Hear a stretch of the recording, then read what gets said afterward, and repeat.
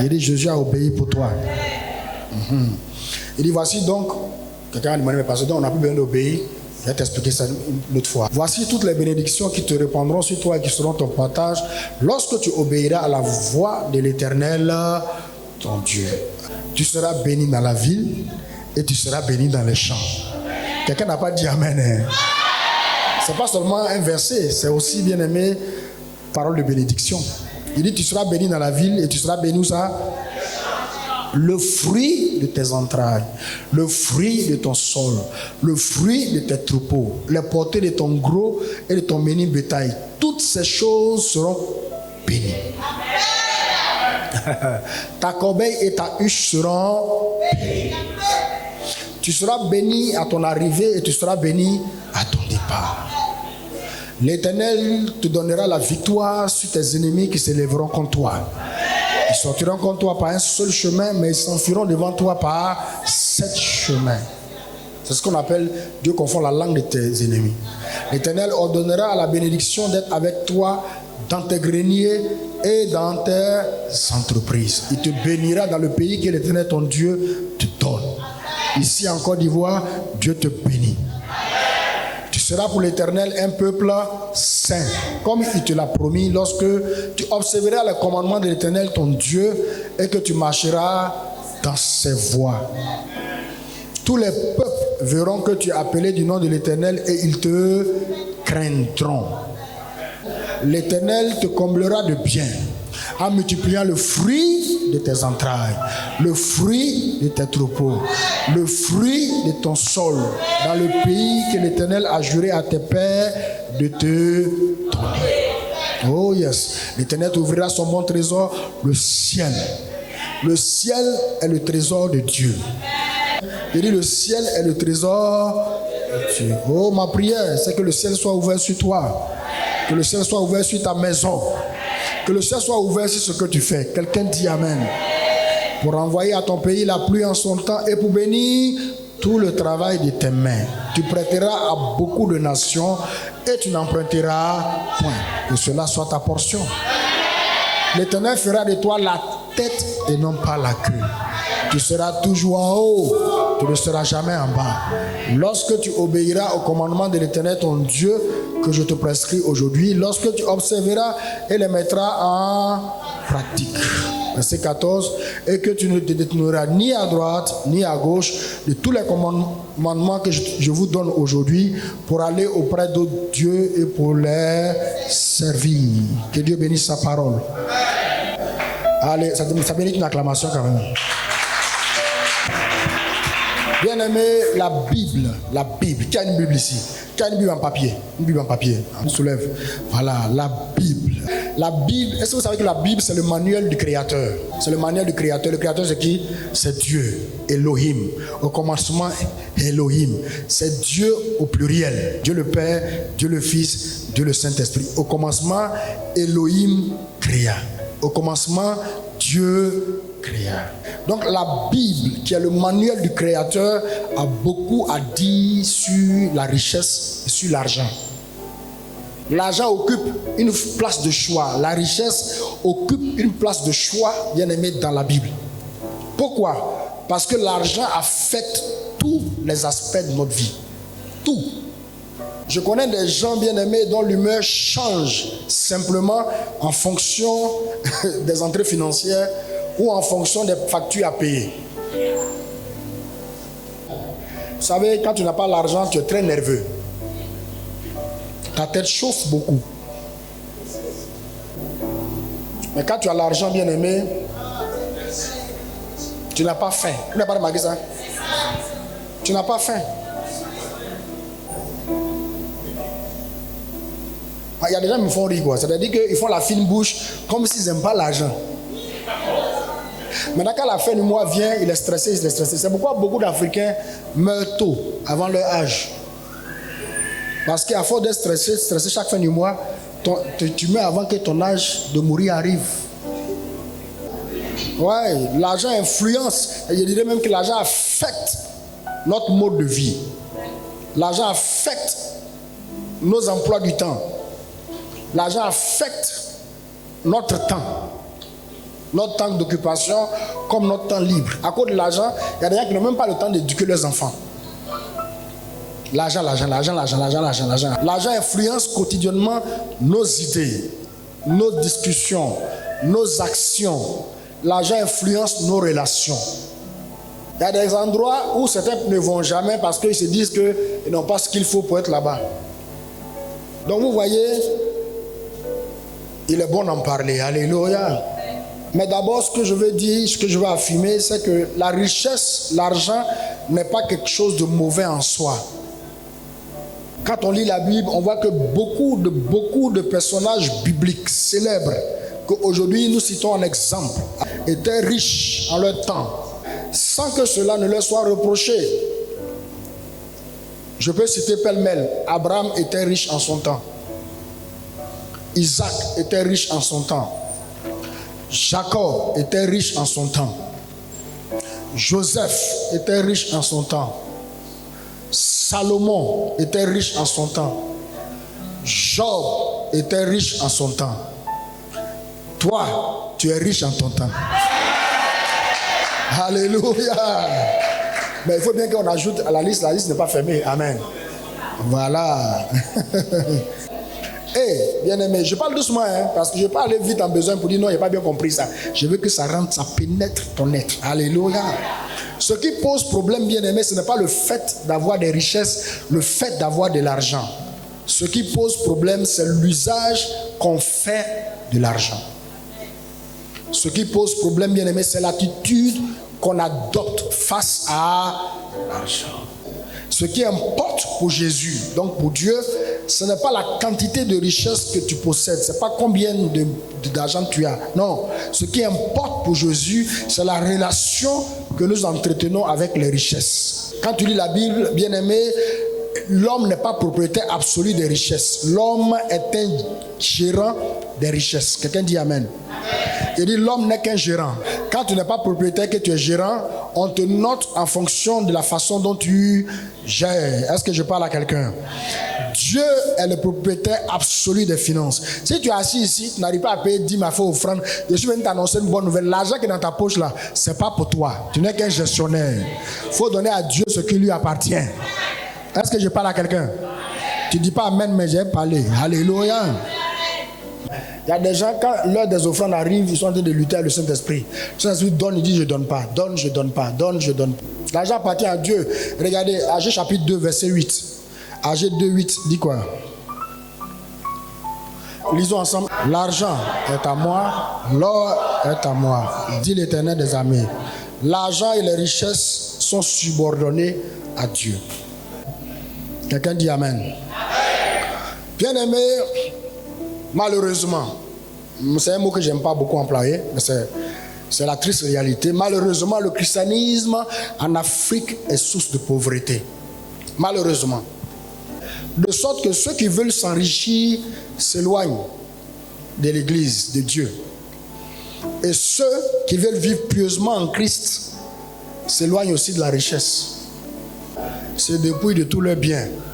Trouvent que c'est satanique. Écoutez-moi très bien. Le diable n'aime pas que les chrétiens soient enseignés sur le sujet de l'argent.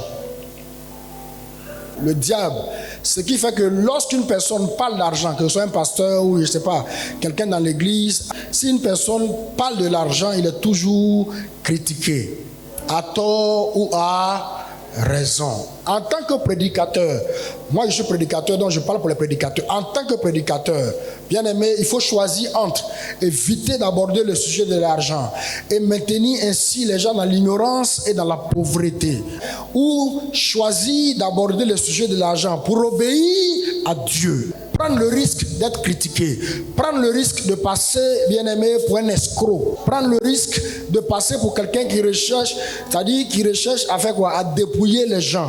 Ça, c'est le risque que tu comprends. Quand on te voit, le pasteur, il aime trop l'argent. Mais bien aimé, prendre ce risque-là et voir le peuple de Dieu être libéré. Ce matin, je prie que les chaînes de la pauvreté soient brisées de ta vie au nom de Jésus. Prendre le risque de prêcher la parole, prêcher la volonté de Dieu et voir le peuple de Dieu sortir de la précarité, sortir de la pauvreté, expérimenter le miracle financier de Dieu. Ah, les bababo sata, dans cette génération, dans notre génération, Dieu va enrichir de façon hors du commun des hommes et des femmes, comme il n'en a jamais eu dans l'histoire de l'Église. Est-ce que je parle à quelqu'un? Vous savez, contrairement à ce que beaucoup de chrétiens croient, le Nouveau Testament contient 10 fois plus de versets en rapport avec l'argent, avec les richesses, les finances, tu vois, la gestion des finances, que de versets en rapport avec la foi, le salut. Je vous donne des statistiques. Le Nouveau Testament contient 215 versets qui sont en rapport avec la foi, 218 versets en rapport avec le salut, 208, ça dépend des commentaires. Amen. Mais il y a 2084 versets en rapport avec l'argent, les finances et la gestion. Il y a combien de paraboles? Jésus a fait combien de paraboles? Jésus a 38 paraboles. Il y en a qui disent 39, il y en a qui disent 40. Dans les 38 paraboles, il y a 16 paraboles qui sont en relation avec l'argent, avec la gestion financière, avec les ressources. Quelqu'un dit Amen. Donc, bien aimé, ça veut dire que c'est important. C'est très important. Écoutez, il dit ouvrez grand les oreilles, ce que je vais dire. Il faut que cela vous habite. Il faut que cela vous habite. Qu'aucune autre parole, aucune autre prédication, bien-aimée, satanique, démoniaque, ne vient enlever ça en vous. Vous allez être utile, bien-aimé, à la fois spirituellement, physiquement, financièrement et socialement, à votre vie et autour de vous. Quelqu'un dit Amen. Deutéronome 28, que nous venons de lire, est un long chapitre de 68 versets.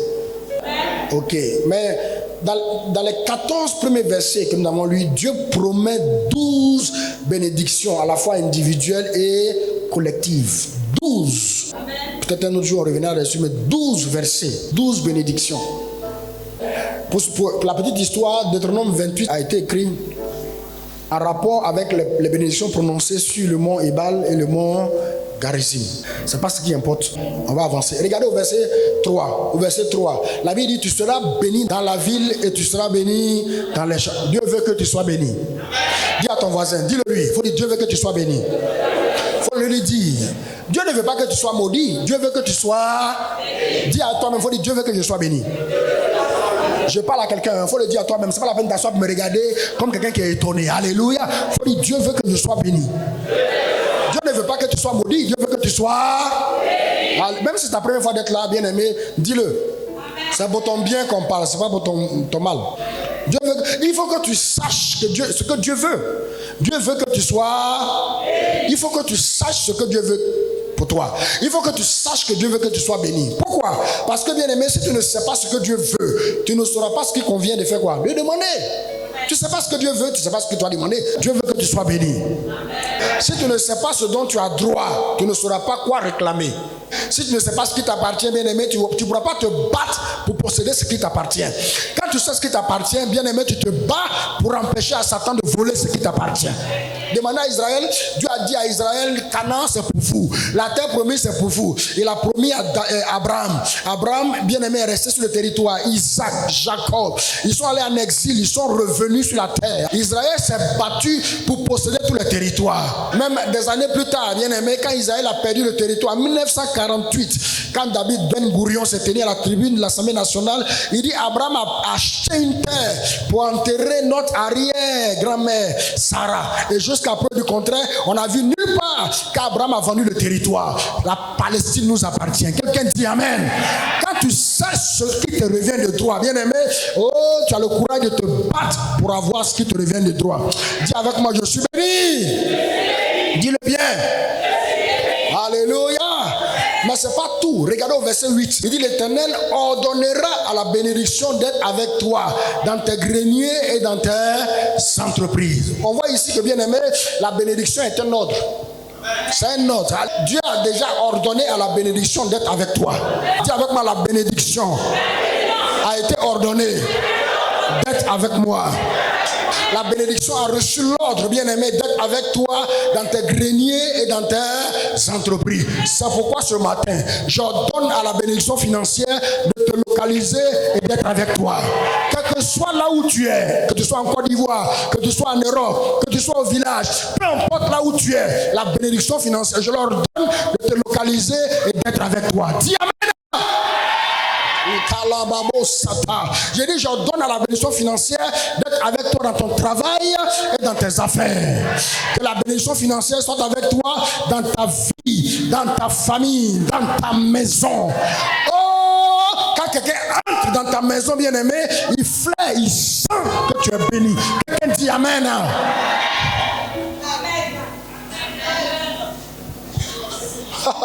On peut sentir que quelqu'un est béni. Tu peux sentir ça.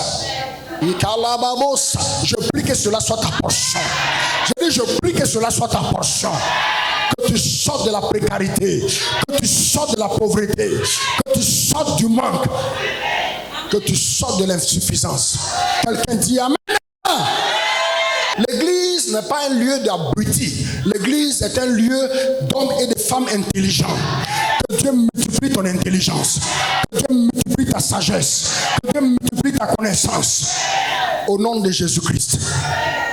Et regardez, 3 parmi les 12 bénédictions dont je viens de prononcer vont nous intéresser ce matin. La 3e bénédiction, Deutéronome 8:5, il dit ta corbeille et ta huche seront bénies. La 6e bénédiction, le verset 8, l'Éternel ordonnera la bénédiction d'être avec toi dans tes greniers, dans tes entreprises. Il te bénira dans le pays que l'Éternel ton Dieu te donne. Et la 10e bénédiction, l'Éternel t'ouvrira son bon trésor, le ciel, pour envoyer la pluie en son temps et pour bénir tout le travail de tes mains. Tu prêteras beaucoup et tu n'emprunteras point. Regardez, 3 bénédictions. Ces 3 bénédictions financières représentent 3 niveaux de bénédiction financière. 3 niveaux de bénédiction financière. Il y a 3 niveaux de bénédiction financière dans Deutéronome 28, dans les 12 bénédictions. Quelqu'un dit avec moi 3 niveaux de bénédiction financière. Si tu prends note, il faut écrire. Premier niveau de bénédiction financière, le travail de tes mains. 2e niveau de bénédiction financière, ta corbeille et ta huche. 3e niveau de bénédiction financière, tes greniers et tes entreprises. Premier niveau, c'est quoi? Le travail de tes mains. 2e niveau, ta corbeille et ta huche. 3e niveau, tes greniers et tes entreprises. La main, la corbeille et le grenier. Je prends souvent l'exemple. Si tu as des arachides dans la main, ça peut te faire combien? Si tu vends. Non, c'est 100 francs, c'est petit. Hein? Arachide maintenant, on place 3 à 25. Ah, c'était à notre temps, ça fait 100 francs. 500 comme ça. Si tu as des arachides dans un panier, ça peut faire combien? 5000. Si tu as des arachides maintenant dans un grenier, ça peut faire combien? Un entrepôt quoi. 1 million d'arachides, n'est-ce pas? Vous voyez la main, la corbeille, oui, et le grenier. Dieu veut que nous allions d'un niveau à un autre. Dieu veut que nous grandissions d'un niveau à un autre. Et je prie que cela soit ta portion. Je dis, je prie que cela soit ta portion. Dieu t'a pas créé pour que tu restes au même niveau, année après année, jour après jour, semaine après. Non. Dieu veut que tu ailles de l'avant. Dimanche dernier, je vous ai dit que Dieu nous fait grandir en nous multipliant. Dieu nous fait croître en nous multipliant. Premièrement, Dieu multiplie ce que nous sommes. Quelqu'un dit Amen. Deuxièmement, Dieu multiplie ce que nous avons. Troisièmement, Dieu multiplie ce que nous faisons. Quelqu'un dit Amen. Je prie que Dieu multiplie ce que tu es. Je prie que Dieu multiplie ce que tu as. Mais bien plus, je prie que Dieu multiplie ce que tu fais. Si ce que tu fais n'évolue pas, bien aimé, même toi-même, tu vas finir par douter de toi. Donc, la main, la corbeille et le grenier. Tu veux quoi? Toi, tu veux quoi? Le travail des mains, c'est quoi? Le travail des mains, bien aimé, c'est ton emploi. Un emploi, un boulot, un job. Peu importe le nom que tu peux donner. Mais qui est sanctionné par un salaire.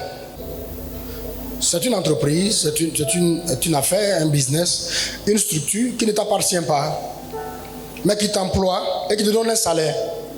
C'est un travail que tu exerces au profit d'une entreprise et qui te permet de bénéficier d'un salaire mensuel. La corbeille et la huche, ta corbeille et ta huche. Corbeille et huche, entendez par là PME, petite et moyenne entreprise ou micro-entreprise qui t'appartient, qui soit t'appartient, soit dans laquelle tu es actionnaire. On est d'accord? Troisième niveau, tes greniers et tes entreprises. Ça, c'est une grande entreprise qui emploie un grand nombre de personnes. 100 personnes, 500 personnes, 1000 personnes, 5000 multinationales qui soit t'appartient ou soit dans laquelle tu es actionnaire. Bien aimé, beaucoup de personnes ici sont au niveau 1. Le travail des mains. Beaucoup de personnes dans nos églises sont au niveau 1. Alors que le plan de Dieu pour chacun de nous, bien aimé, je peux le dire avec assurance et avec audace. Le plan de Dieu pour chacun de nous, c'est le niveau 3. Tes greniers et tes entreprises. Pourquoi? Parce que la bénédiction d'Abraham, écoutez-moi très bien, la bénédiction d'Abraham qui est notre bénédiction, qui nous appartient, parce que nous sommes héritiers d'Abraham, c'est une bénédiction à 2 dimensions. La première dimension, il dit, je te bénirai. Mais la deuxième dimension, c'est, tu seras une source de bénédiction. Bien aimé, tu ne peux pas être une source de bénédiction si tu es au niveau 1. Même au niveau 2, c'est bon, mais c'est pas encore. Tu pourras être une véritable source de bénédiction que lorsque tu es au niveau 3. Il y a beaucoup de personnes dans cette église qui veulent bien donner, aider des gens, faire beaucoup de bonnes œuvres, n'est-ce pas? Mais elles n'y arrivent pas. Pourquoi? Parce qu'elles sont au niveau 1. Au niveau 1, malgré toute ta bonne foi et ta bonne volonté, tu ne peux pas faire grande chose. Est-ce que je parle à quelqu'un? Est-ce que je parle à quelqu'un? Ok. Il faut dire à ton voisin, c'est de toi que le pasteur parle. Il faut dire ça, tu as peur de lui dire. Donc tu ne peux pas être une véritable source de bénédiction, bien-aimé, si tu n'es pas au niveau 3. C'est là où il y a un surplus financier qui te permet d'aider financièrement ou même facilement les gens que tu connais. C'est là où tu donnes du travail à des gens. C'est là où tu es capable de sponsoriser l'avancement du royaume de Dieu. D'ailleurs, c'est un secret que je partage avec toi. Si tu offres du travail aux gens, Dieu va te permettre d'être béni pour garder le travail, parce qu'au travers de toi, il y a des familles qui sont nourries. Oh, je prie, quel que soit le niveau où ton affaire se trouve en ce moment, je prie qu'il y ait un souffle nouveau. Quelqu'un dit Amen. Qu'il y ait un vent nouveau de Dieu dans tes affaires. Que Dieu souffle le vent de la prospérité. Je prie, oh yes, que les anciennes choses qui n'ont pas marché hier, Kalababosa, disparaissent. Que Dieu t'accorde une faveur nouvelle. Quelqu'un dit Amen. Donc, bien aimé, il faut aspirer, il faut désirer, il faut soupirer, il faut demander à Dieu de te faire opérer au niveau 3. Quelqu'un dit Amen. Il faut dire j'aspire. Dis-le, j'entends pas. Je n'entends pas. Qu'est-ce qu'il y a? Je désire. Je soupire. Vous savez, écoutez-moi bien, écoutez-moi bien. Vous savez, l'onction qui est ici, là, l'onction coule en fonction du désir qui est dans votre cœur. L'onction coule en fonction de votre attente. Si votre attente est petite, l'onction sera petite. C'est comme ça que ça marche. Donc si tu es assis là, on dirait soit graine qui est fatigué. Tu me regardes, l'onction ne va pas couler, je te dis la vérité. Malgré tout ce que Dieu m'a donné, je vais repartir avec. Mais si ton attente est grande, tu vas voir, l'onction va couler. Amen. Dieu ne donne pas à boire à celui qui n'a pas soif. Dieu donne à boire à ceux qui ont soif. Il dit, heureux ceux qui ont soif et faim, ils seront rassasiés. Alléluia. Si tu n'aspires pas à être béni, tu ne le seras pas. Si tu ne désires pas être béni, tu ne l'auras pas. C'est dommage, hein? C'est dommage. C'est une remarque que j'ai faite. Je le disais dans une église. Amen. Tout le monde dans l'église veut avoir l'onction de puissance pour guérir les malades, pour faire des miracles, pour prophétiser. Tout le monde. On cherche l'onction de guérison, de puissance. Quand on voit sur Facebook, quelqu'un est en train de dire, toi, ton village, je suis dans ton village, on est content. Mais personne dans l'église, bien aimé, ne demande l'onction de puissance pour s'enrichir, pour créer de la richesse, afin d'être une source de bénédiction financière pour l'église. Il y a beaucoup de choses qu'on veut faire, on n'y arrive pas. Pourquoi? Parce que l'église n'a pas de ressources. Je vous dis la vérité, c'est pas tout. Regardez, si l'église a des ressources, on va économiser la prière. On va économiser la prière. Je vous dis la vérité. Si l'église a des ressources là, quand on coupe le courant, on va pas dire oh Seigneur que le courant vienne. Oh les démons qui sont là sur le site, les démons qui sont là sur les démons qui soient liés. Non, on met le groupe électrogène et puis on est en paix. S'ils veulent on va garder leur courant, on a courant ici. Ouais, je vous dis la vérité, on économise. Hein? Quelqu'un a dit on dit non, on prend la ville, on prend la cité, mais un meilleur moyen de prendre la cité, c'est d'acheter la cité. On achète la cité puis on trie maintenant. Qui veut venir habiter ici? Tu es chrétien? Viens. Tu n'es pas chrétien? Va ailleurs. Alléluia. C'est tout. Il dit, mais pourquoi je ne suis pas chrétien et pas venir? Non, on ne veut pas de perversité ici. On ne veut pas de prostituées ici. On ne veut pas de vol ici. On ne veut pas tout ça. Donc, on veut des chrétiens. Je ne suis pas en train de dire que désirer l'onction de puissance, désirer, bien aimé, les prophéties, c'est mauvais. Non. Ce que je veux dire, c'est que s'il n'y a pas de désir, bien aimé, dans un domaine, Dieu ne va pas pouvoir dans ce domaine. Il faut qu'il y ait des hommes et des femmes qui se lèvent pour dire, Seigneur, moi, je vais être un mécène de l'évangile. C'est-à-dire, je vais financer l'évangile. Je veux que l'évangile court. Je veux que l'évangile avance. Je veux que l'évangile soit prospère. Si on dit on doit aller évangéliser dans un pays, il faut que je puisse donner les moyens pour y aller. Alléluia. Si tu es ici, que tu as cette soif dans le cœur, je prie que l'onction de Dieu te localise. Que l'onction de Dieu te bénisse. Au-delà de tes attentes. Quelqu'un dit Amen. Et acclame le Seigneur. Vous savez, la richesse. En fait, tout ce que je vais prêcher ce matin là, se résume simplement en ceci. La richesse, c'est d'abord la capacité de créer de la richesse. C'est tout. C'est tout. La richesse, c'est la capacité de créer de la richesse. C'est tout. Si tu es assis ici et que tu dis le Seigneur donné, oh Seigneur, j'ai joué au loto, il faut que je gagne. Il faut sortir, ce n'est pas de toi que je parle. Ce n'est pas les gens qui jouent au loto. C'est pas pour ça que Dieu m'a envoyé ici. Amen. C'est pas pour l'auto, je suis là. Je suis là pour des gens. Il dit la richesse, c'est d'abord la capacité de faire quoi? De créer de la richesse. Et chacun de nous ici, bien aimé, a la capacité de créer de la richesse. Laisse-moi te dire, il ne faut pas la peine de dire non, moi, mais je ne sais pas faire commerce. Laisse-moi te dire, ce que j'ai appris avec le Seigneur, ce que j'ai appris après combien d'années de vie chrétienne, c'est que tout ce qui te manque naturellement, le Saint-Esprit est venu pour que tu puisses l'avoir de façon surnaturelle. Quelqu'un dit Amen. Il dit tout ce qui te manque de façon naturelle, le Saint-Esprit est venu pouvoir cela de façon surnaturelle. C'est pourquoi je prie que le Saint-Esprit te visite. Alléluia. Qu'il infuse en toi une nouvelle compréhension des choses de l'Esprit. Quelqu'un dit Amen. Que ce qui te manque te soit restauré. De façon concrète, on va voir un exemple dans la Bible d'une personne qui a quitté, bien aimé, le niveau. Vous voyez, le premier niveau 1, c'est quoi? Le travail des mains. Il est passé par le niveau 2, oui. La corbeille et la huche pour finir. Le niveau 3, grenier et entreprise. On va voir l'histoire de Jacob. On va prendre l'exemple de Jacob. Allons dans Genèse 28, à partir du verset 10. On va voir comment commence l'histoire de Jacob. Jacob partit de Beersheba et s'en alla à Charan. Oui. Il arriva dans un lieu où il passa la nuit, car le soleil était couché. En fait, c'est le moment où Jacob quittait de chez son père pour aller chez son oncle Laban. Pourquoi? Parce qu'il fuyait la colère de son frère Ésaü, dont il avait subtilisé la bénédiction auprès du père, n'est-ce pas? Quand sa mère a vu la fureur de son fils Ésaü, elle lui a dit, son frère jumeau, elle a dit, mon fils, va chez mon frère, il s'appelle Laban, il est dans tel coin. Et Jacob partait. La Bible dit, il est arrivé dans un lieu où il passa la nuit. Il a passé la nuit à la belle étoile, car le soleil était couché. Il y prit une pierre dont il fit son chevet et il se coucha dans ce lieu-là. Il eut un songe et voici une échelle était appuyée sur la terre et son sommet touchait au ciel et voici les anges de Dieu montaient et descendaient par cette échelle.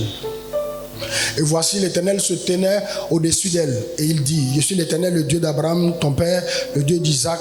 La terre sur laquelle tu es couché, je te la donnerai à toi et à ta postérité. Amen. Vous savez, Jacob avait reçu la caution de sa mère. Et il a reçu la bénédiction, il est parti de chez son père. Mais vous savez, peu importe ce qu'un homme peut te dire, que Dieu est avec toi, que Dieu t'aime. Le plus important, c'est que Dieu te parle à toi-même personnellement. Donc Dieu est descendu pour lui parler. Parce que vous savez, Dieu confirme toujours ce qu'il dit aux hommes. Ce que tu es en train de me dire là, si c'est Dieu qui m'a envoyé te dire, Dieu va te confirmer cela. Il y a des gens dans cette église qui m'appellent chaque fois pour dire, papa, voici ce que Dieu m'a dit que je vais devenir, que je vais faire. Et je vois que leur vie progresse dans ce sens. Alléluia. Peu importe ce que tu entends ici, tu dois avoir une relation personnelle avec Dieu. Il doit confirmer ce que l'homme de Dieu dit. Quelqu'un dit Amen. Ta postérité sera comme la poussière de la terre. Tu t'éteindras à l'Occident et à l'Orient, au septentrion et au midi. Et toutes les familles de la terre seront bénies en toi et à ta postérité. Jacob avait besoin de ça pour avoir confiance en lui parce qu'il venait de quitter la maison. C'était la première fois qu'il quittait la maison de son père paternel. Il dit, voici, je suis avec toi, je te garderai partout où tu iras, je te ramènerai dans ce pays, car je ne t'abandonnerai point que je n'ai exécuté ce que je te dis. Jacob s'éveilla de son sommeil et dit, certainement l'Éternel est en ce lieu et moi je ne le savais pas. Vous savez, Dieu l'a visité, mais il n'était pas prêt. Donc il n'a pas pu saisir l'opportunité. Dieu l'a visité. Il y a beaucoup de personnes comme ça, Dieu les visite, mais elles ne sont pas prêtes. Il eut peur et dit que ce lieu est redoutable. C'est ici la maison de l'Éternel, c'est ici la porte des cieux. Et Jacob se leva de bon matin, prit la pierre dont il avait fait son chevet, il le dressa pour monument et il versa de l'huile sur son sommet.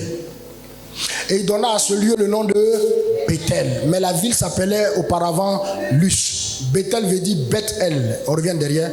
Bethel, Bethel, Bethel. La maison de Dieu. Elle, c'est toujours Dieu. Donc il a nommé le lieu la maison de Dieu. On continue. Il dit, Jacob fit un vœu en disant, si Dieu est avec moi et me garde pendant ce voyage que je fais, et s'il me donne du pain à manger et des habits pour me vêtir, et si je retourne en paix dans la maison de mon père, alors l'Éternel sera mon Dieu.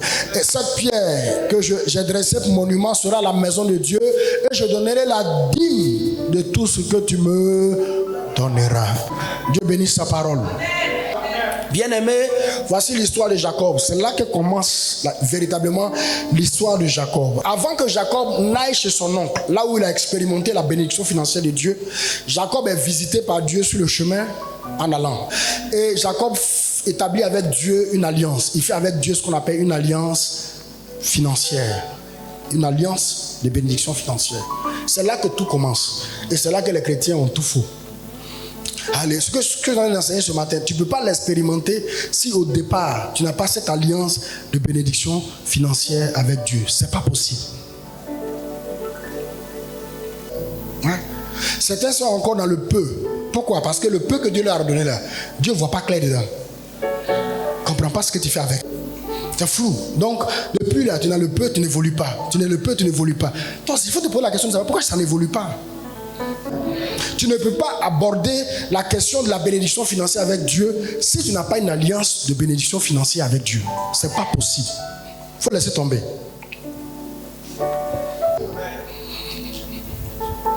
Tu ne parles plus. Donc la bénédiction financière de Dieu commence par l'alliance de bénédiction financière. Et l'alliance de bénédiction financière, c'est la dîme. Ou je dirais, j'ai dit la dîme, mais je pourrais dire la part de Dieu dans le contrat. C'est tout. La part de Dieu. Qui a enseigné à Jacob à payer la dîme? Oui, allez-y. Qui a enseigné à Jacob? Mais son père. La Bible ne le dit pas, mais Jacob ne peut pas parler de dîme comme ça s'il n'a pas vu son père le faire. Mais son père Isaac même, est-ce que vous avez vu payer la dîme? Non, la Bible n'en parle pas, mais il a payé la dîme. Et dites-moi, qui a enseigné à Isaac à payer la dîme? Abraham. Ça se transmet de père. S'il y a une chose que tu dois laisser comme héritage à tes enfants, c'est de leur apprendre à payer la dîme. Bien aimé, il n'y aura pas de pauvres et d'indigents dans ta famille. Ton amen est faible. Il n'y aura pas de pauvres et d'indigents dans ta famille. Ouais. Vous savez qu'on aborde les questions de la dîme, offrande. Il y a des gens qui sont toujours gênés, ils sont un peu dérangés. Parce qu'ils ne font pas. Il y a longtemps qu'ils sont dans l'église. Le pasteur a parlé, mais ils ne font pas. Donc ils sont un peu toujours dérangés. Mais ce n'est pas à cause de toi que j'ai parlé de ça. Alléluia. Parce qu'il y en a qui font et qui ont des résultats. Donc Donc, beaucoup de chrétiens n'ont pas d'alliance de bénédiction financière avec Dieu. C'est pourquoi beaucoup de chrétiens ne sont pas riches. C'est pourquoi beaucoup de chrétiens ne voient pas la bénédiction financière de Dieu dans leur vie. Regardez, je vais citer un certain nombre de passages bibliques qui parlent de la bénédiction financière, c'est-à-dire de l'alliance, qui dit que la bénédiction financière est une alliance. On va lire d'abord Deutéronome chapitre 8, versets 17 et 18. Deutéronome 8, versets 17 et 18. Ouais. Garde-toi de dire en ton cœur, ma force et la puissance de mes mains m'ont acquis ces richesses. Mais souviens-toi de l'Éternel ton Dieu, car c'est lui qui te donne la force pour les acquérir, afin de confirmer, comme il le dit aujourd'hui, son alliance qu'il a jurée à tes pères. Les pères là, c'est qui? Abraham, Isaac et Jacob. Dis avec moi, la bénédiction est une alliance financière. Il dit, il ne faut pas dire que c'est moi-même qui me suis enrichi, non. Mais souviens-toi de Dieu. C'est lui qui donne l'onction, la force, la puissance pour acquérir. On va lire Proverbes chapitre 3, versets 9 à 10. Proverbe chapitre 3, verset 9 à 10. Il dit, honore l'Éternel avec tes biens et avec les prémices de tout ton revenu. Oui, alors tes greniers seront remplis d'abondance et tes cuivres regorgeront de mou. Non, laissons le passage. On peut revenir sur le passage. Reviens en arrière. Il dit, honore l'Éternel avec tes biens et avec les prémices de tout ton revenu. Ça, c'est ce que tu dois faire. Maintenant, alors, oui, tes greniers seront remplis d'abondance et tes cuivres regorgeront de mou. Ok, grenier c'est quoi? Au village, c'est le lieu où on garde, on stocke la provision. Ok, ok. Donc on stocke là-bas le blé. Le blé aussi, n'est-ce pas? Ok. Et tes cuivres regorgeront de mou. Le mou c'est quoi? Le mou c'est la matière première pour fabriquer le vin. Quand on presse le jus de raisin, alléluia, ça veut dire rien ça? C'est-à-dire le blé et le vin. Le blé et le vin. Le corps et le sang. C'est une alliance. Vous vous souvenez, la première fois que le mot dîme a été prononcé, c'était un rapport toujours avec quoi? Le blé et le vin. Le pain et le vin. Abid dit qu'Abraham est revenu de la guerre. Qu'est-ce qu'il a fait? Il a donné... Non. D'abord, Melchizedek lui a donné quoi? Le pain et le vin. Melchizedek l'a béni et puis il a donné à Melchizedek la dîme de tout. Est-ce que je parle à quelqu'un? Est-ce que je parle à quelqu'un? Ok. Troisième verset qu'on va lire, Malachie chapitre 3. Pour parler d'alliance. Il dit, apportez à la maison du trésor, oui, toutes les dîmes, oui, afin qu'il y ait de la nourriture dans ma maison. Mettez-moi de la sorte à l'épreuve, dit l'Éternel des armées, et vous verrez si je n'ouvre pas pour vous les écluses des cieux. Si je ne répands pas sur vous la bénédiction en abondance. Alléluia. Pour vous, je menacerai celui qui dévore.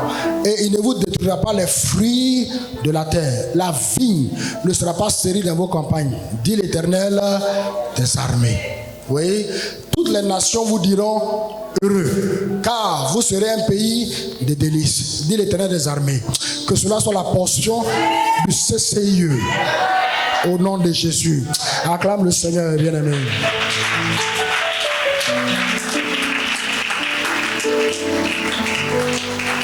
En fait, la bénédiction financière, c'est une alliance. C'est-à-dire, avant d'envisager, bien aimé, la prospérité financière, avant d'envisager la bénédiction financière de Dieu, il faut d'abord avoir une alliance financière avec Dieu. Absolument. C'est ce que Jacob a fait. Et la bénédiction financière, qui est une alliance, bien aimé, qui commence par l'alliance, comprend à la fois les prémices, la dîme et les offrandes. En fait, j'essaie de simplifier, synthétiser. Les prémices, la dîme et les offrandes. Dans une certaine mesure, la dîme même aussi, ce sont des prémices.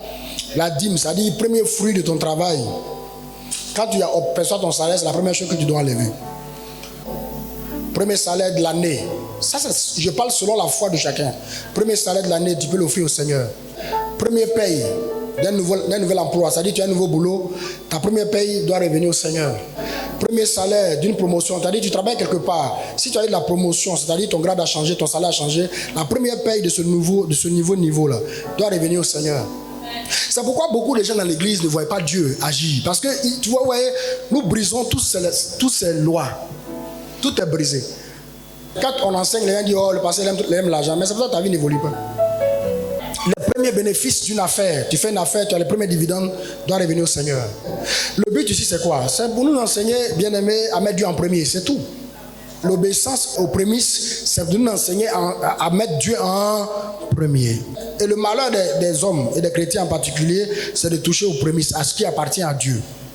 Quand tu touches à la dîme, tu t'exposes à la défaite, tu t'exposes à l'échec, tu t'exposes au non-accomplissement, tu t'exposes à la pauvreté. Moi, je refuse d'échouer. Je refuse, oh yes, de vivre la défaite. Je refuse le non-accomplissement. Je refuse la pauvreté. Je vais vous dire la vérité, depuis que je suis venu à l'église, ça c'est un message que j'ai bien perçu. Et je dis toujours, Dieu m'a toujours pris en charge. Quelles que soient les situations, Dieu m'a prouvé qu'il est fidèle. Et c'est de quoi je vous parle. La dîme est la clé pour ouvrir le ciel financièrement sur sa vie. La dîme ouvre le ciel financièrement sur ta vie. Et la dîme, ce n'est pas venu avec la loi de Moïse. La dîme a précédé la loi de Moïse. Car Abraham a vécu longtemps avant la loi. C'est très important. Donc, c'est la première étape. L'alliance financière. La première étape, c'est quoi? Maintenant, on va aborder le travail des mains. Dieu bénit le travail des mains de Jacob. Ok, on va aller dans Genèse 29. On va lire des portions de l'histoire de Jacob parce que c'est beaucoup. Pas lire tout. Ok. Et la Bible dit, dès que Laban eut entendu parler de Jacob, fils de sa soeur, il courut au devant de lui et l'embrassa et le baisa et le fit venir dans sa maison. Jacob raconta à Laban toutes ces choses. Laban lui dit, certainement, tu es mon os et tu es ma chair. Jacob demeura un mois chez Laban. Puis Laban dit à Jacob, parce que tu es mon parent, me serviras-tu pour rien? Quand il est arrivé, il n'a pas attendu qu'on lui dise, il a commencé à servir Laban. Dis-moi quel sera ton salaire. Or Laban avait 2 filles. L'aînée s'appelait Léa et la cadette Rachel. Léa avait des yeux délicats, mais Rachel était belle de taille et belle de figure. Jacob aimait Rachel et il dit, je te servirai 7 ans pour Rachel, ta fille cadette. Jacob aimait Rachel et lui dit, je te servirai 7 ans pour Rachel, ta fille cadette. Et Laban dit, j'aime mieux te la donner que de la donner à un autre. Reste chez moi. Ainsi Jacob servit 7 ans pour Rachel et elle fut à ses yeux comme quelques jours parce qu'il aimait. Alléluia. Vous savez, la récompense motive toujours à l'action. On dit il faut servir. Quand tu as fini, on te donne Rachel. Donc chaque jour quand tu travailles là, il voit Rachel en même temps. Rachel. La force s'augmente. Dieu multiplie ses forces. Quand Jacob va faire 14 ans, le temps de prendre sa femme, il va faire 7 ans plus tôt. Quand il va finir ses 7 ans, le temps de prendre sa femme, son oncle Laban va le doubler. Il ne lui donne pas ce qui a grand détail, belle de figure. Il est énervé. Il va voir son oncle Laban. Son oncle dit non, c'est la coutume là. C'est d'abord l'aîné qui comprend avant la chose. Si tu veux, je donne Rachel déjà, mais tu me promets de travailler 7 ans. Bien aimé, quand tu as déjà moyen le salaire pour lequel tu dois travailler, le matin quand tu te lèves, tu es énervé. Parce que l'argent que tu vas prendre pour aller, donc pendant 14 ans, il a dit 7 ans de plus, il travaille, il est énervé. Donc pendant 14 ans, son salaire a été Léa et Rachel. Dieu a béni le travail des mains de Jacob. Et grâce à Jacob, l'entreprise de Laban a prospéré. L'entreprise de son oncle a connu une croissance économique remarquable grâce au neveu Jacob. Mais Jacob était malheureux. Laban même reconnaît que c'est grâce à Jacob que Dieu l'a béni.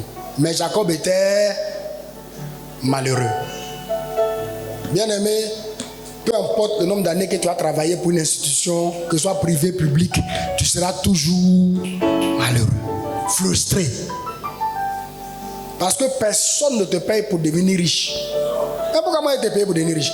Moi je te paye pour que tu m'enrichisses. Hein? Si tu avais payé ton transport, mettre un peu de carburant dans ta voiture, payer un peu de cadeaux à Noël pour tes enfants, c'est bon, ça te suffit. Quelquefois même au conseil d'administration, on veut t'augmenter. On dit quoi? Augmenter qui? Les démons qui sont contre toi. Les démons qui sont contre toi sont possédés les membres du comité, les membres du conseil d'administration. Ils disent non, on n'augmente pas. Je te mets au défi. Quand il a fini de prêcher là, il faut partir dans ta démission. Passer à un autre niveau. Personne ne dit amen ici.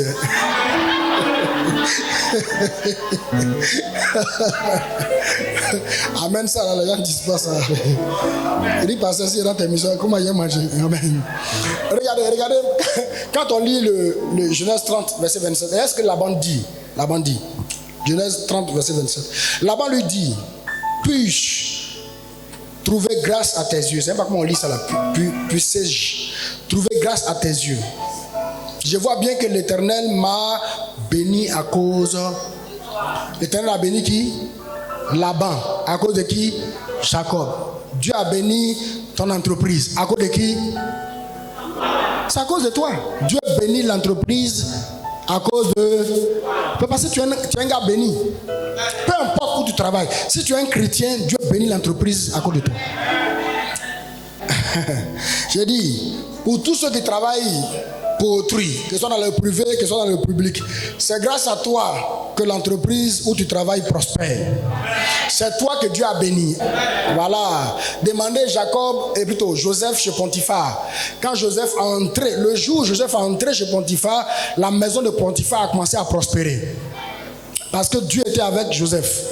Joseph était esclave, mais même Dieu, peu importe qui tu es, que tu sois balayeur ou quoi encore, ou je sais pas, peu importe ce que tu fais, que tu sois celui qui ouvre les portes, les gens rentrent, ils ferment, tu ouvres les portes, ils rentrent, ils ferment, peu importe qui tu es, bien aimé, parce que tu es béni, l'entreprise est bénie. Dis-le avec moi, parce que je suis béni, l'entreprise est bénie. Alléluia. Ouais. Mais Jacob était frustré. Je vous dis la vérité, Jacob était très frustré. Vous allez voir ça, on va voir ça après. Qu'est-ce que Dieu attend de celui qui travaille pour autrui? Bien aimé, c'est un seul mot, la fidélité. C'est tout.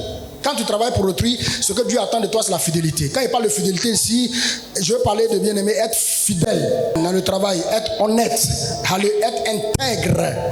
C'est pas se plaindre. Bien aimé, quand tu travailles pour quelqu'un, il ne faut pas voler son argent. Si tu voles son argent, toi aussi, quand tu vas faire ton entreprise, quelqu'un va voler ton argent. Jacob a travaillé pour Laban comme s'il s'agissait de sa propre entreprise. Jacob n'a pas triché. Qu'est-ce que la Bible dit dans Luc chapitre 16, verset 10, 11, 12. Luc 16, verset, il dit, celui qui est fidèle dans les moindres choses, oui, là aussi dans les grandes. Et celui qui est injuste dans les moindres choses, là aussi dans les grandes. Oui. Si donc vous n'avez pas été fidèle dans les richesses injustes, qui vous confiera les véritables? C'est ça en fait. Bien aimé, si tu n'as pas été fidèle dans les richesses injustes, c'est l'argent. L'argent est une richesse qui est injuste. C'est pourquoi quelqu'un peut être riche aujourd'hui et puis demain il est pauvre. C'est injuste. Mais les richesses véritables, celles qui sont au ciel, c'est la grâce, c'est la faveur, c'est la paix, c'est la prospérité, c'est l'élévation. Quelqu'un dit amen. Si tu n'as pas été fidèle dans les richesses injustes, on ne te confiera pas la grâce, la faveur pour te multiplier. Il dit, et si vous n'avez pas été fidèle dans ce qui est à autrui, qui vous donnera ce qui est à vous? Il faut être fidèle. Dis à ton voisin, sois fidèle. Dis-le lui, il faut dire, sois fidèle. Sois fidèle dans le travail. Sois fidèle dans ton engagement. Sois fidèle, va au travail. Il ne faut pas aller murmurer. Hey, si tu travailles pour quelqu'un, ce n'est pas la peine d'aller faire syndicaliste pour frapper le patron, tout ça. Si tu es trop fâché, va faire ton entreprise. Quitte là-bas. Il ne faut pas aller frapper les gens. Bien aimé, quel est l'inconvénient de travailler toute sa vie pour autrui? Quel est l'inconvénient? C'est que tu es béni. Dieu bénit l'œuvre de tes mains, mais c'est ton employeur qui en profite. Toute ta récompense se résume à ton salaire, tes indemnités, ta voiture de service, avantages liés à ta fonction. Toute chose que tu perds dès que le contrat est rompu.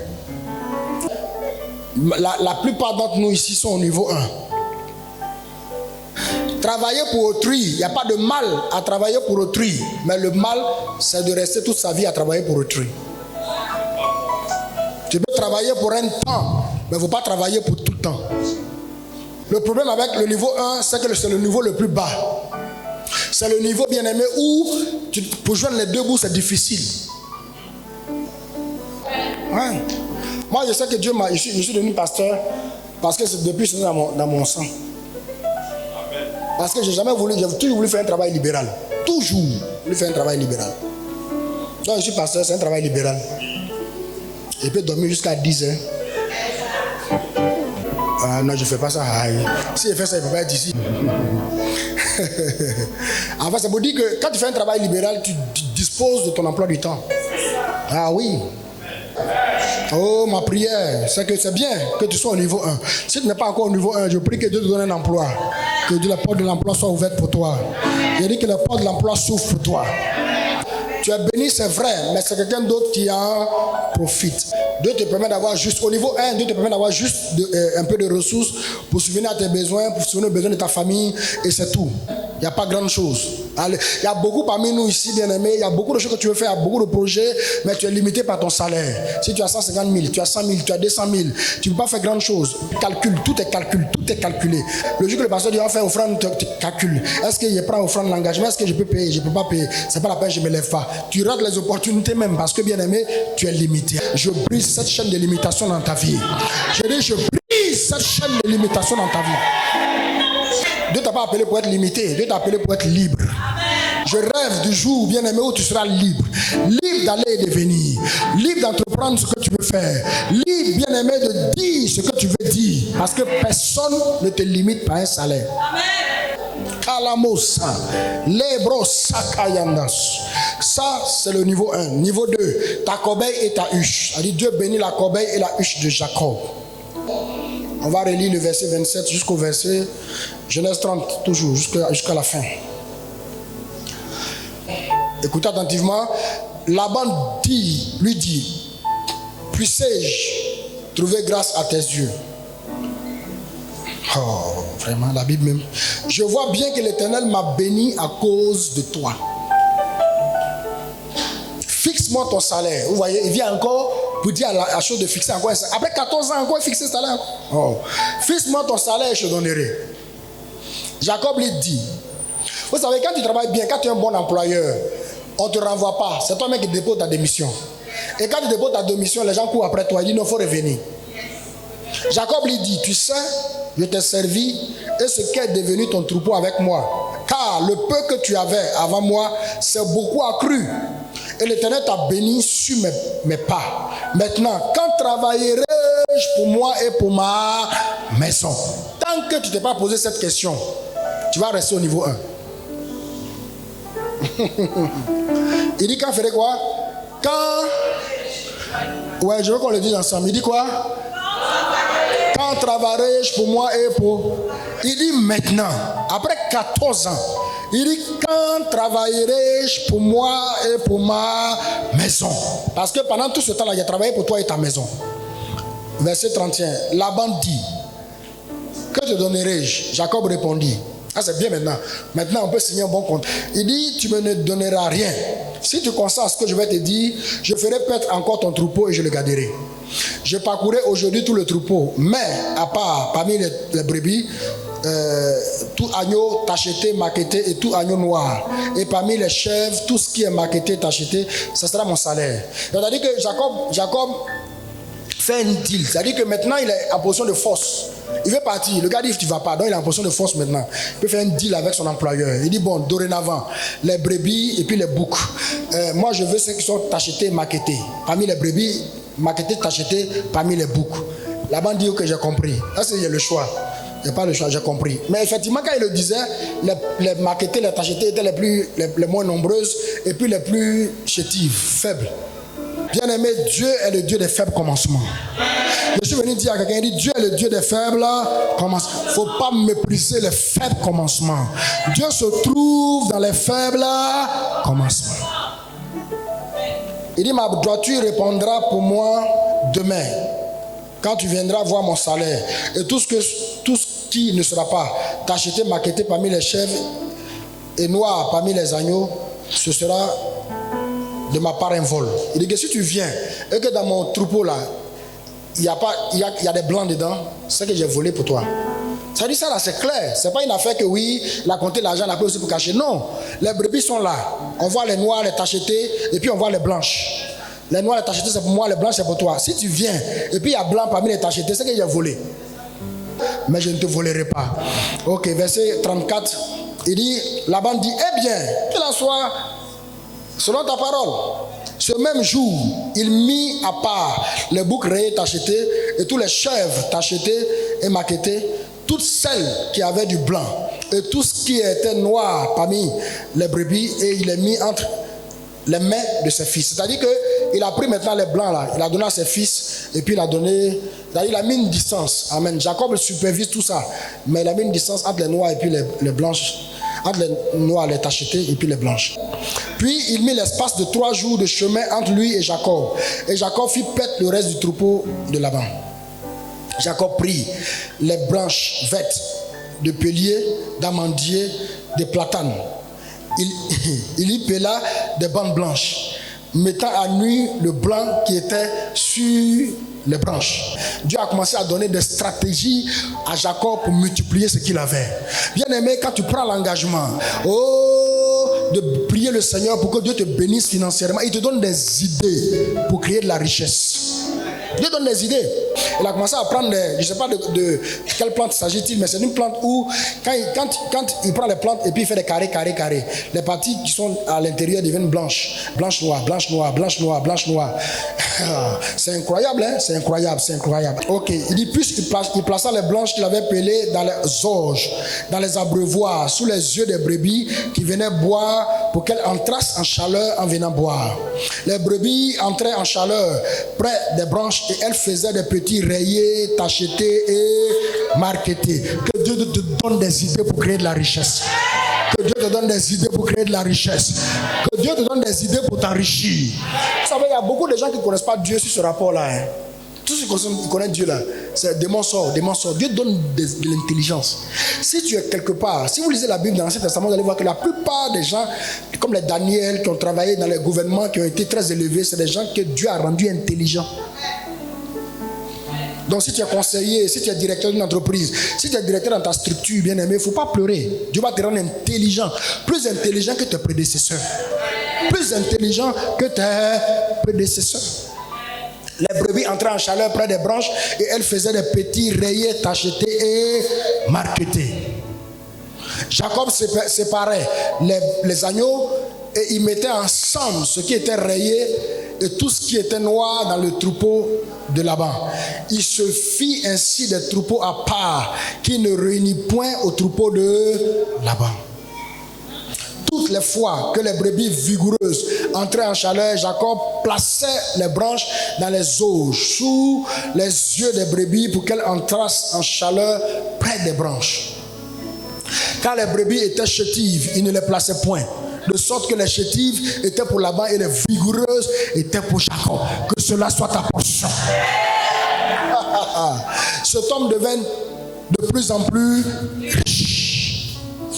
Les chrétiens qui ont peur de prononcer les mots riches, de plus en plus riches, ils disent, est-ce qu'ils sont pas en train de pécher? Est-ce qu'ils sont pas en train de convoiter le monde, convoiter l'argent? Il faut t'asseoir, nous on va prendre et puis on va donner aussi. Cet homme devient de plus en plus riche. Il eut du menu bétail en abondance, des servantes et des serviteurs, des chameaux et des ânes. Que cela soit ta portion. Que cela soit ta portion. Que tu deviennes de plus en plus riche. Quel que soit le domaine dans lequel tu es. Je dis, je prie et je déclare que tu deviennes de plus en plus riche. Que Dieu étende tes limites financières. Que Dieu étende tes limites financières. Que Dieu multiplie ce que tu fais. Quelqu'un dit Amen. Et acclame le Seigneur. Alléluia. Vous savez, tout est parti du verset 30. Il dit, le peu que tu avais avant moi, c'est accru. L'Éternel t'a béni sur mes pas. Maintenant, quand travaillerai-je pour moi et pour ma maison? Donc, Jacob avait le désir profond de quitter le niveau 1 pour le niveau 2. Parce qu'il est difficile, comme j'ai dit, de joindre les deux bouts quand au niveau 1. Au niveau 1, on vit de crédit. On a très peu de personnes qui s'en sortent au niveau 1. Jacob est devenu, bien aimé, en allant au niveau 2, il est devenu actionnaire dans l'entreprise de son oncle. Ma prière, c'est que tu sois actionnaire quelque part, que tu aies des actions quelque part. Malheureusement, beaucoup d'Africains travaillent toute leur vie pour autrui, jusqu'à la retraite, que ce soit au privé comme au public. Je dis, je te libère de ce lien-là. Je dis, je te libère de ce lien-là. Je dis, je te libère de ce lien-là, où on travaille pour que les gens, jusqu'à on va à la retraite. Kalamamo Sata, Lebro Sakabranda. Bien aimé, comment est-ce qu'on opère au niveau 2? Premièrement, les idées. Il faut que tu aies des idées. Il ne faut pas avoir honte, peur de réfléchir. Le constat amer que je fais, c'est que les chrétiens ne réfléchissent pas beaucoup. C'est dommage, mais les chrétiens ne réfléchissent pas. Bien aimé, si tu réfléchis beaucoup, tu auras des idées. Réfléchis. Si tu veux faire des affaires, parcours Abidjan, regarde, qu'est-ce qui marche, Pose des questions aux gens qui sont déjà en entreprise. Comment ils font? Il ne faut pas avoir la honte pour ça. Va, pose. Vous savez, moi je suis pasteur, mais dans tous les domaines, quand il rencontre quelqu'un, je lui pose des questions sur son travail. Pose des questions, demande, renseigne-toi. Intéresse-toi. Il y a des gens qui pensent qu'ils vont rester, ma fille, ils vont rester chez eux à la maison, prier, 21 jours, et puis tu vas faire oui, je me suis réveillé sans que Dieu m'a rendu prospère financièrement. Tu as menti. Moi, depuis que je suis né de 30 ans, je n'ai pas encore vu ça. Je te dis la vérité. Lorsqu'il y a un témoignage comme ça, il faut laisser, ça marche. C'est une fois sur 1000, ça marche. Non, je vous dis la vérité. Il ne faut pas te fatiguer. Tu vas les gêner quand tu vas mettre plein sur ta bouche, tu vas avoir mal l'estomac, tu vas mourir. Réfléchis. J'ai dit, fais quoi? Dis à ton voisin, réfléchis. Réfléchis. Dieu t'a donné l'intelligence. Il ne va pas venir réfléchir à ta place. Réfléchis. Regarde. Sois pas partisan du moindre effort. Il y a des gens comme ça, ils n'aiment pas réfléchir. Ils sont paresseux intellectuellement. Ils ne veulent jamais réfléchir. Réfléchis. Dis à ton voisin, réfléchis. Dis-le-lui, réfléchis. Il y a des jeunes pasteurs qui viennent me voir, je suis leur coach, je leur dis ça toujours. Quand ils viennent, ils sont surpris de savoir que je ne parle même pas des choses. Je dis, mais tu pries déjà, tu jeûnes, tout ça. Ce qu'il va te dire que tu ne fais pas, réfléchis. Il faut réfléchir. Le Saint-Esprit réfléchit. Il y a un esprit d'intelligence dans le Saint-Esprit. Dis à ton voisin, réfléchis. Je n'entends pas bien. Écoutez, ce sont les idées qui gouvernent le monde. Ce sont les idées qui gouvernent le monde. On est dans un monde d'idées. Un monde de quoi? La chaise sur laquelle tu es assis, c'est l'idée de quelqu'un. L'habit que tu as porté là, c'est l'idée de quelqu'un. La montre que tu as au bras, c'est l'idée de quelqu'un. Le bijou qui est sur ton cou, c'est l'idée de quelqu'un. Même cheveux des gens que tu as mis là, c'est l'idée de quelqu'un. Toi là, ton idée a produit quoi? Toi, ton idée a produit quoi? Jusqu'à quand? Serais-je? Tout ce que vous voyez, même ce papier, c'est l'idée de quelqu'un.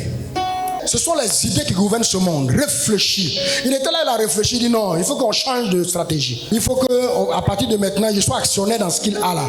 De sorte que quand ça prospère, c'est nous deux, notre argent qui prospère. Quelqu'un dit amen. C'est pas tout, il faut de l'audace. Les idées ne suffisent pas, il faut de l'audace. L'adage dit, qui ne risque rien n'a rien. La Bible dit qu'un homme partant pour un voyage appela ses serviteurs, il leur donne des talents. 5 talents à lui là, 2 talents à un au troisième. 5 à fructifier, 2 à fructifier, 3e est venu. J'ai eu peur. Alléluia, la peur, bien-aimé, va te faire demeurer dans la pauvreté. Il y a des gens qui ont peur de tout. Ils ont peur de s'engager. Ils ont peur d'investir. Ils ont peur de oser. Ils ont peur d'aller. Ils ont peur. Bien-aimé, si tu as peur, tu vas prendre ta retraite sans avoir rien fait. Il y a des gens qui vont à la retraite sans avoir travaillé. Tu as déjà vu ça? On va à la retraite quand on a travaillé quand même. Oui. Il faut de l'audace. Il faut de l'audace pour faire les choses. Et même l'église, on fait là, il faut de l'audace. Quand on venait ici, là, rien ne nous disait qu'on allait pouvoir rester si longtemps. On nous a donné un petit contrat comme ça. Amen. Mais j'ai mis ma foi en Dieu pour qu'on soit là. Il faut de l'audace pour progresser. Il faut de l'audace pour avancer. Il faut de l'audace pour oser. Il faut de l'audace pour crier. Il faut de l'audace pour construire. Il faut de l'audace pour aller de l'avant. Et je prie que cela soit ta portion. Il faut de l'audace. Alléluia. Si tu réfléchis beaucoup, tu raisonnes beaucoup. C'est pourquoi, bien aimé, on dit qu'il faut être jeune pour entreprendre. Comme je le dis toujours, la jeunesse là, c'est une tranche d'âge. Mais c'est pas tout, la jeunesse aussi est un état. Tu peux être âgé et puis être jeune dans la tête. Il faut de l'audace, il faut de l'audace. Tape ton voisin, il faut que tu aies de l'audace. Prophétise dans la vie de ton voisin. Prophétise. Il faut dire, je prophétise l'audace dans ta vie.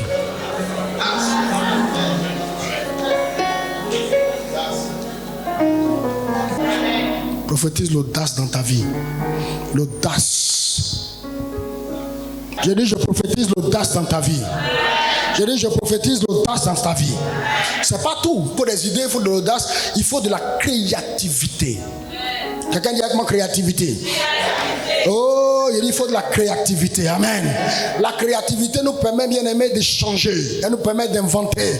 Elle nous permet d'innover. D'avoir toujours une longueur d'avance sur les autres. Il faut changer. Il faut de la créativité. Il faut de la créativité, bien aimé, pour évoluer. Il faut de la créativité pour ne pas tomber dans la routine. Il faut de la créativité pour se réinventer. Il faut de la créativité pour faire neuf ce qui est ancien. Il n'y a rien de nouveau sous le soleil. C'est seulement, il faut faire quoi? Il faut toujours innover, c'est tout.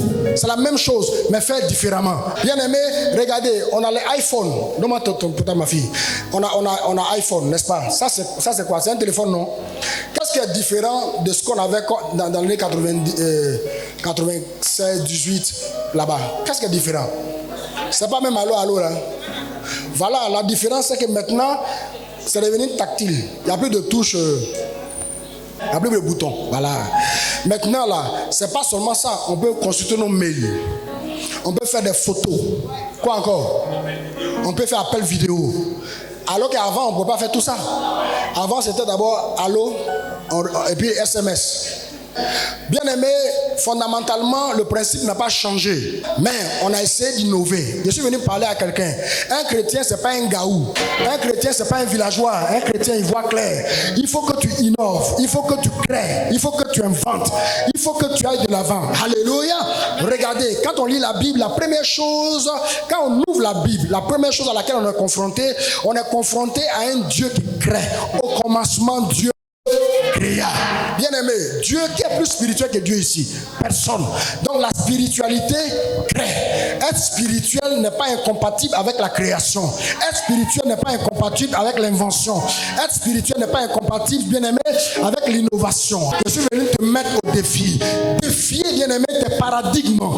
Défier tes mentalités villageoises. Briser les chaînes des mentalités qui te lient et qui t'empêchent d'aller de l'avant. Je te déclare libre au nom de Jésus. Quelqu'un dit Amen.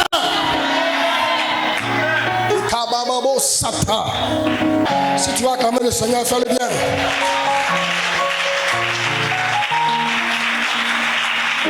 Dieu a donné des idées, bien aimées, à Jacob pour faire des affaires.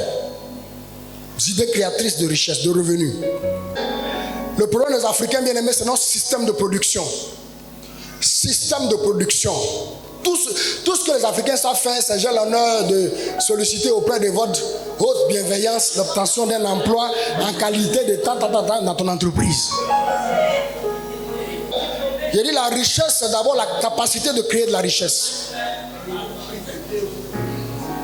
NB, veillez quoi même. Ici, joint mon CV. Il y a quelqu'un même qui écrit. La dernière fois que j'ai demandé le poste,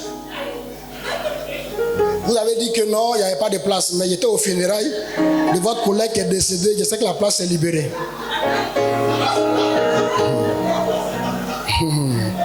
Bien aimé, c'est dommage, mais ceux qui nous ont colonisés, surtout les Français, ont fait de nous des demandeurs d'emploi. C'est pourquoi les pays francophones africains sont pauvres. Parce que le système de production de j'ai l'honneur de solliciter est un système de pauvreté. Le système de richesse, bien aimé, c'est là où tu réfléchis, c'est là où tu inventes, c'est là où tu crées, c'est là où tu t'engages, tu as de l'audace, tu crois, tu te lèves le matin jusqu'au coucher du soleil, tu fais entrer de l'argent. Alléluia. Est-ce que je parle à quelqu'un ce matin? Est-ce que je parle à quelqu'un ce matin? Je dis, je te libère de cette emprise satanique et démoniaque. Tu sors d'ici, tu n'es plus jamais la même personne.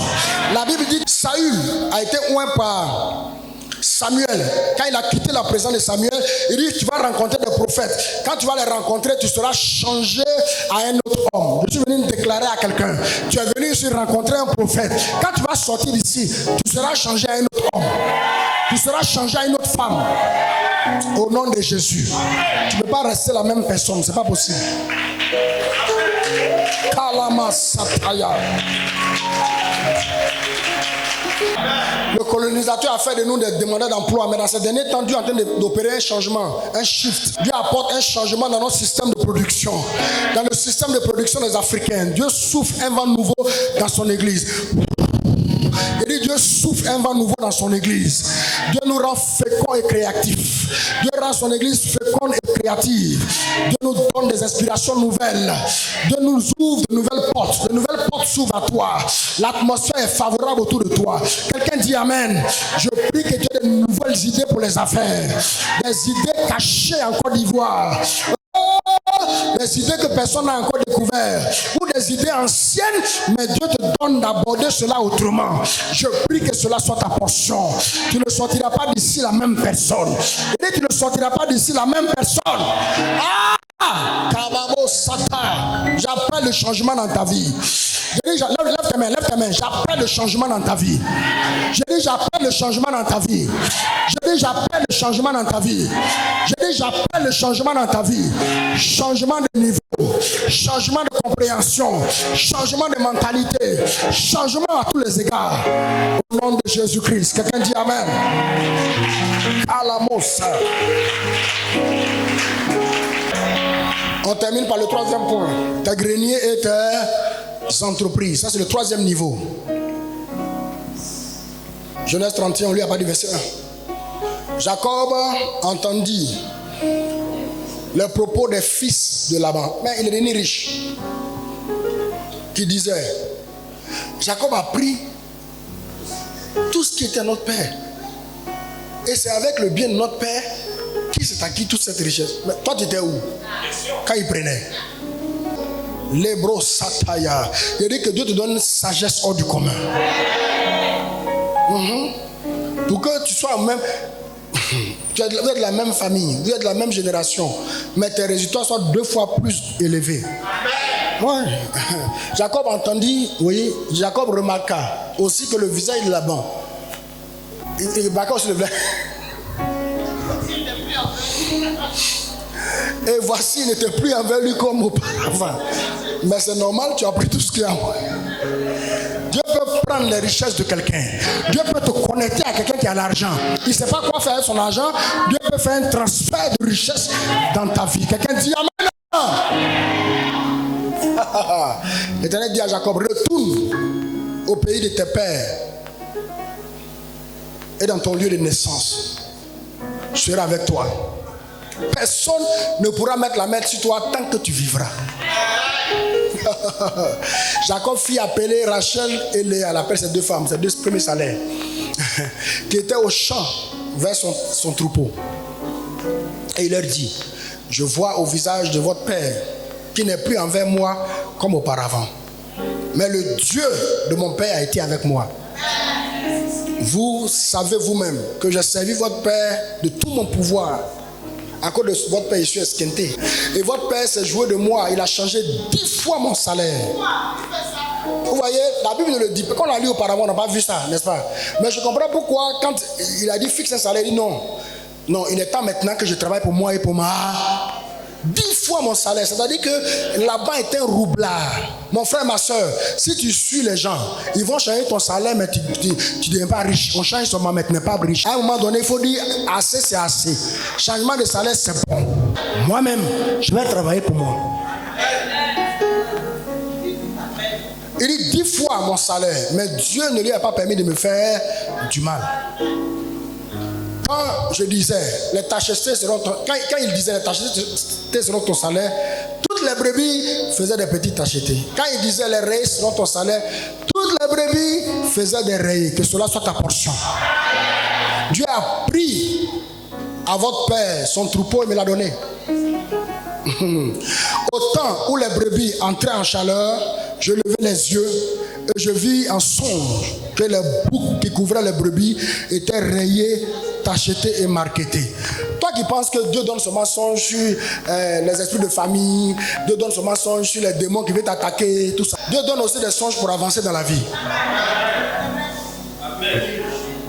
Pour devenir riche. Je ne sais pas comment les chrétiens ont été instruits. Tout songe qu'ils voient là, on le poursuit. Un Benoît qui me poursuit. Bien aimé, quand tu as fini de faire les songes, on te poursuit là. Il faut faire les songes où c'est toi qui poursuis la richesse. Où la richesse te poursuit aussi. Et l'ange de Dieu me dit en songe, Jacob. Je répondis, me voici. Il me dit, lève-toi. Regarde, tous les boucs qui couvrent les brebis sont rayés, tachetés, marquetés, car j'ai vu tout ce que tu fais, que tu fais là-bas. Je suis le Dieu de Bethel. Le Dieu d'où ça? Le Dieu d'où ça?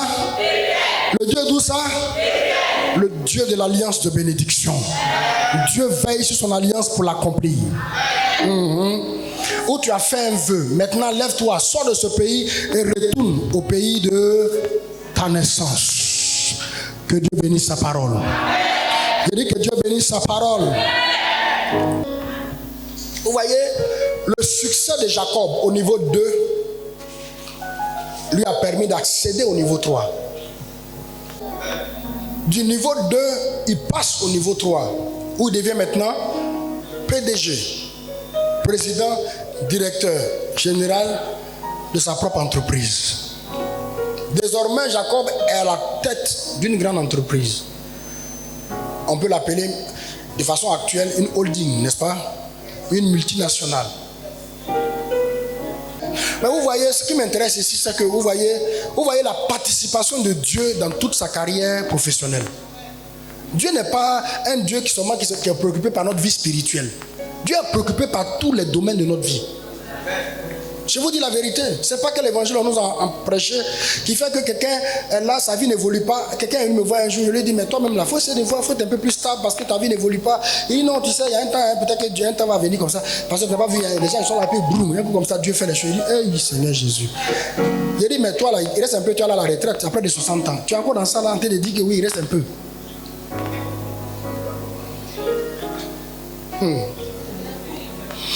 Pendant toute sa carrière professionnelle, Dieu a été avec Jacob. Dieu l'a prouvé qu'il est avec lui. Dieu respecte l'alliance. Dieu veille sur l'alliance. Comme chantent les anglophones, covenant keeping God.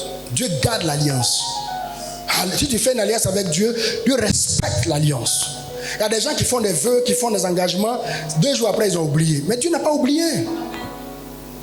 Je suis le Dieu de Bethel. Je prie que Dieu t'envoie à ce niveau de bénédiction. Le niveau de bénédiction, le niveau 3, bien aimé, c'est le niveau de bénédiction financière qui te permet d'avoir plus qu'assez de ressources pour être un canal de bénédiction pour ta génération et pour les générations après toi, c'est-à-dire tes enfants. Tu peux laisser un héritage à tes enfants. Donc le plan de Dieu pour toi, c'est le niveau 3. Dieu veut t'amener d'un niveau de prospérité à un niveau de prospérité financière. Quelqu'un dit Amen. Dieu veut te faire demeurer, Dieu fait demeurer sur toi, bien aimé, sa grâce et sa faveur. Mets ta main sur ta tête, mets ta main droite sur ta tête. Je vais déclarer que la faveur de Dieu t'amène en un clin d'œil de la queue à la tête. Je dis la faveur de Dieu t'amène en un clin d'œil de la queue à la tête. La faveur te donne en un temps record ce que d'autres obtiennent avec beaucoup de peine au nom de Jésus. Je dis, je prie que la faveur de Dieu ne tienne pas compte de tes faiblesses, qu'elle ne tienne pas compte de ton background, de ton CV. Oh, mais qu'elle tienne compte de l'alliance que Dieu est avec toi. J'appelle un miracle financier dans ta vie au nom de Jésus-Christ. Je dis, j'appelle un miracle financier dans ta vie au nom de Jésus-Christ. Je déclare que tu bouscules l'ordre des choses établies dans ta famille. Si tu sors d'une famille de pauvres et de pauvreté, qui fait que, bien aimé, quelles que soient les choses que tu as tenté de faire, c'est comme si l'alliance t'a ramené en arrière. Ah, ce matin, nous brandissons l'alliance du sang de Jésus pour briser toute alliance de pauvreté dans ta vie. Nous t'introduisons dans une nouvelle alliance de multiplication au nom de Jésus-Christ. Je déclare que l'onction présente ce matin te pousse dans la dimension de la multiplication. Te pousse dans la dimension de la multiplication. Et te pousse dans la dimension de la multiplication. Au nom de Jésus. Si tu vas acclamer le Seigneur, fais le bien.